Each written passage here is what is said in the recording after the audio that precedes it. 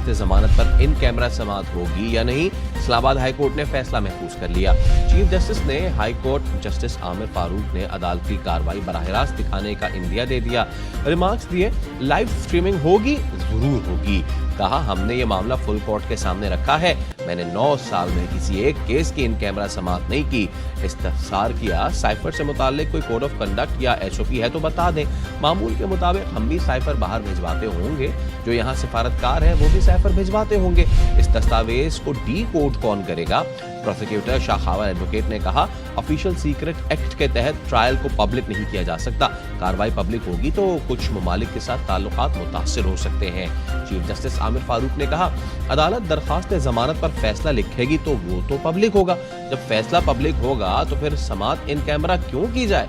Chairman PTI के वकील barrister Salman Safdar ने इन कैमरा समाअत की मुखालफत करते हुए कहा, हम तो आज तैयार होकर आए थे कि समाअत की लाइव स्ट्रीमिंग होगी। चीफ जस्टिस ने कहा, केस दोबारा समाअत के लिए तारीख देंगे। वकील सलमान सफदर ने इस्तदा की आइंदा समाअत 1-2 दिन में ही रख ली जाए। इस पर chief justice Islamabad high court ने कहा, ऑफिस केस समाअत के लिए मुकर्रर कर देगा।